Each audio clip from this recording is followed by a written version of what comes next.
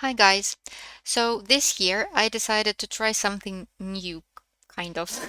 You know how every year at the end of at the end of the school year before the exams, everyone wants to revise topics with me, right? And every year I'm thinking it would have been so nice if I just recorded some of my lessons so that instead of revising everything with me, you could just revisit the recordings. And I was thinking that maybe it's time to do that, just that. Yeah, so I'm just thinking that whenever I don't have a lesson, if it's canceled or something, what I can try to do, I can just go to YouTube and give and explain a little bit some topics or solve some questions. And I'm only planning to do it for IB and A-level students, okay? So not no GCSEs, sorry.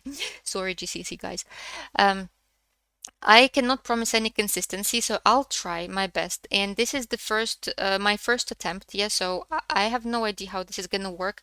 I'm testing like if everything will be seen and if you could hear me well. And actually this stream, it's closed, it's private, so no one can join. Because if something goes wrong, I just remove it, yeah. So I'll try to do that, but we'll see how it goes, yeah. So I don't promise anything. So I decided to start with the reactivity 1.1. Of course, it's for my students, but like if you just found it and you're not my student, that's fine. Yeah, so you can watch it still, still if you need it. So I'm just thinking, let's start with reactivity 1.1. Again, if the audio is really bad, I'm sorry, I'll try to adjust later. Yeah, so I decided that I'll just start without preparation, using my notes and just let's see how it goes. I can always close it and send it to my students only, right? Right. Okay, so let's try. Uh, so we start with IB reactivity 1.1. That's from new specifications. The slides are mine. I made them myself. We don't have any topical questions, obviously, so the topical questions are guesses. Yeah, because there were no exams yet. Okay, so reactivity 1.1, it's exo and endothermic reactions. First, definitions. The definitions, I'm not going over definitions. You will memorize them before the exam. Yep, just read them out. Temperature is the measure of the average kinetic energy of the particles. Heat is a measure of the energy content of the substance. You will memorize it. Okay, now a reaction. So reactions like can be classified as exo and endothermic. So if you take a test tube and mix some substances there, and then after some time you would feel that as the reaction proceeds, your test tube is getting hot. It means that the reaction releases heat. Yeah, so when heat is released to the surroundings, that's why you would feel the test tube getting hotter. The reaction is exothermic, and the energy profile would look like this. So if on the y-axis you have potential energy, on the x-axis you have reaction coordinate, this is the new thing. Yeah, so previously it was something else like reaction progress or something. Now it's reaction coordinate, potential energy. So for exothermic reaction, reactants would have higher energy than the products, and the heat is released, so reactants are losing sort of heat, yeah, that goes into the surroundings. And this arrow, it must be with one head, yeah, so you cannot draw it like that. That's not accepted. So energy is released. Yeah, you go draw arrow down. The examples of exothermic reactions are combustion and neutralization. So whenever you have combustion, whenever something is burning, that's exothermic. Whenever you react acid and base, it's always exothermic. Yeah, so a combustion, neutralization, these you need to memorize.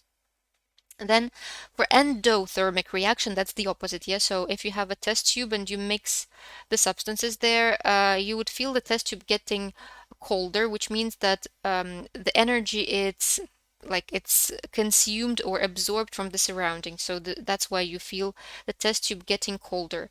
And on the energy profile diagram, reactants would be lower than products and arrow goes up. Yeah, so heat is absorbed.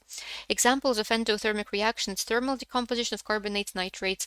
It could also be some dissolution reactions for some salts and so on. But usually decomposition you can just be fine with if you know that. Next, standard enthalpy change. So a standard enthalpy change of a reaction, it's denoted as delta H with this like crossed out circle. The crossed out circle, it means standard conditions. Again, definition. It's the heat transferred at constant pressure. This is important. Yeah, I think you probably would get the mark for that. Maybe not. I don't know. That's the new thing. Under standard conditions and states. So what are standard conditions? Standard conditions are 100 kPa pressure or 1 bar, temperature of 298 kelvins, and reactants and products must be in their most stable physical state. Don't confuse this with STP, yeah, from the first topic. So for STP, the temperature was 273, not 298. This is 298. Reactants, products in their most stable physical state. It means that, for example, if you have water in your reaction, it must be liquid. Yeah, if you have like oxygen, must be gas. So something that's something how the substances exist in these conditions normally. Then this is important. For exothermic reaction, delta H is negative. For endothermic, delta H is positive. Delta H is negative, so for exo, yeah, so you see like reactants are kind of losing their energy, yeah, so delta H is negative. For endothermic, it's positive. Reactants are kind of gaining some energy. That's wrong, but just to memorize, yeah. All right, next, in this, like next, what you need to know is how to calculate enthalpy change from heat using calorimetry. Be careful with this word calorimetry. It comes from the word calorie, not color, right? So it's CA, calorimetry. There is another word colorimetry from the word color, another technique, yeah, so that's another technique. Right, two formulas that you need to know. First formula, it's for heat. Q equals to mc delta T. So Q, it's the amount of heat released when something is happening, yeah, when you combust, for example, combust some substance. So Q is the amount of heat in joules. C is the specific heat capacity, usually of water, right? So the thing is that you're burning something and that something heats some other substance. So for example, like in this setup, so you're burning a fuel, yeah, you're burning fuel, and that fuel would heat water. Well, this formula Q equals to mc delta T, it's all about the thing in which you have your thermometer, right? So it's not about fuel, it's about the water in this case. You can, of course, measure you can, instead of water, you can use something else. But in this case, Q is the amount of heat in joules that is released by the fuel. C is the specific heat capacity of water, and like in 95% of questions you'd have water. M is the mass of water in grams. Delta T, it's temperature change of water. Yeah, so you're burning fuel, that fuel heats water that's on top of it, and you're measuring the temperature change of water, and by using this formula you would know how much energy is released, yeah, upon combustion of fuel. So everything about water: heat in joules, specific heat capacity constant for water 4.18 joules per Kelvin per gram. M is in grams, mass of water. Delta T could be in kelvins or Celsius, that's the same number. Yeah, so same number in Kelvin or Celsius. That's heat released. Then to find enthalpy change of combustion of that fuel, so you do plus minus, well, I mean, if it's combustion, then it's definitely minus. So it's heat divided by moles of the burnt fuel and divided by 1,000. Why divided by 1,000? So usually they would ask you to find delta H in kilojoules per mole. Yeah, so heat is usually in joules, and then to convert from joules to kilojoules, you divide by 1,000. So just remember that. If you found heat in kilojoules, then you don't have to divide, obviously, yeah. So, and plus minus. So plus minus, you have to decide whether it's plus or minus. So if it's about combustion, then it's always minus. Yeah, so for all exothermic reactions, it would be with the minus. But they can also ask you a question when you, for example, dissolve something in water, temperature changes, and they ask you to find enthalpy change of a solution, yeah? And then it could be positive or negative. So if it's combustion, it's always exothermic, as we saw. If it's something else, you have to decide. If temperature is increasing, it's exothermic, so delta H would be negative.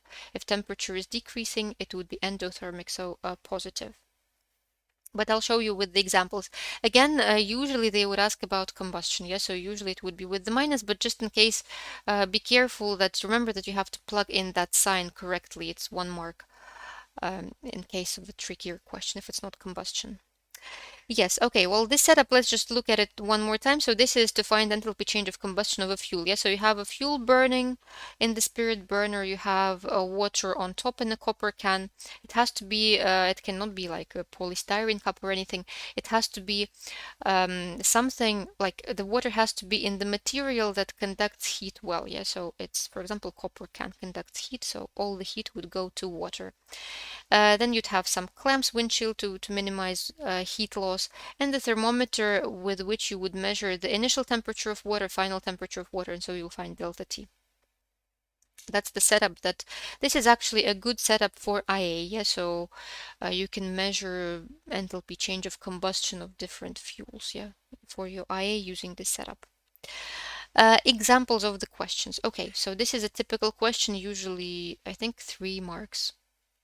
3 marks, yeah. 0.18 grams of ethanol were able to heat to 50 grams of water from 20.5 to 24.7 Celsius. Calculate enthalpy change of combustion of ethanol. So first thing that we would do is in these questions, yes, so we need to find heat and then we need to find the moles of fuel and then divide. That's like the general layout. Again, it doesn't have to be combustion, could have been a question about dissolution of something. So you find heat using the formula Q equals to mc delta T. Then you find moles of whatever substance you're burning or dissolving or doing something. Yeah, so the reaction that produces heat or absorbs heat. And then you find delta H. So first thing that we do is we find Q with the formula mc delta T. So mistake number one is to use the wrong mass. Yeah, so you see there are two masses, mass of ethanol, which is a fuel, and mass of water. So remember this formula, it's all about the substance for which you're measuring the temperature change. So you're measuring the temperature change of water. That's why M, it's for water. So M would be 250 grams. So 250 times C, its specific heat capacity of water, which is 4.18. That's should be in the data booklet. And temperature change. Remember, you can use Celsius because it would give you the same number as if you use Kelvins. This is the only place where you can use Celsius. Everywhere else, do the conversion to Kelvins. So just calculate with the calculator. Times 4.18 times 250 is 4,389 joules. Yes, so that's in joules. Next, we need to find the moles of ethanol. Ethanol, it's C2H5OH, and I don't know if you know it now, but like when you go into the exam, you will know it. C2H5OH. So I find the moles of ethanol. To find moles from mass, I use the formula, it's mass over mR. So I do 0.18 over mR. Okay, so mR from the periodic table. Yeah, so 2 carbons. 2 times 12.01 plus, well, I do 6 hydrogens. Yeah, 5 plus 1. 6 times 1.01 hydrogen. Yeah, 1.01. And oxygen 16. And 1 oxygen. I'm not paying attention now to the significant figures, okay? So I just ignore significant figures. We would have a separate lesson, hopefully, if I stick to this YouTube thing. Okay, so let me just calculate 12.01 times 2 plus 6 times 1.01 plus 1646.08. 0.18. That's 3.9 times 10 to the negative 3 moles. That's the moles. And then the final step is I find delta H. C delta H of combustion, so that's, it's exothermic, right? All the combustions are exothermic, so I do minus Q over N, and I divide by 1,000, even though they didn't say, actually I did this question, I wrote this question myself. I should have written, right, delta HC in kilojoules per mole, yeah, but I just assumed that I need it in kilojoules per mole because that's how they usually ask it, so. Okay, so I take the heat, so my heat was 4,389 over moles and divide by 1,000. Okay, so 4,389. Again, significant figures are not entirely correct here, but we just ignore them for now. So that would be negative 1125 kilojoules per mole. Kilojoules per mole. Yeah, that's the answer. Okay, delta HC of ethanol. Next question, similar. 0.722 grams of butanone heated 100 grams of water from 20.5 to 63 Celsius. Calculate delta HC. So again, first step, I find heat, Cm delta T. Again, this formula is all about water. So I'm heating water, burning butanone, and butanone heats water, right? So C, it's full water, 4.18. M is mass of water. Temperature change is 63 minus 20.5. 63 minus 20.5 times 4.18 times 100, so it's 17,765 joules. Then I find moles of butanone. Again, you see I'm following the same steps, yes? So I found Q first, then moles of the fuel, and then delta HC. So now I'm on the step where I'm finding moles of the fuel. Now I'm using 0.722 because that's the mass of the fuel, divided by MR. So it's 4 times 12.01 plus 8 times 1.01 and 1 oxygen, 16. Okay. Yeah, remember 12.01, 16, 1.01. Periodic table is there. You can always use it, so you don't have to memorize it, obviously. There are so many things you need to memorize, so you don't have to memorize at least the periodic table. Plus 16, so that's 72.12 over 72.12, which is 0.0100. That's the moles of the butanone. And then the delta HC. So it's exothermic, so minus, not delta H, minus Q over N. And because I had it in joules and I want it in kilojoules, I divide by 1,000. So minus 17,765 over moles, 001 and over 1,000. Okay, let's see, 17,765 over 0.01 over 1,000. So that's negative 1777, if I round it, kJ per mole. Fine, yeah.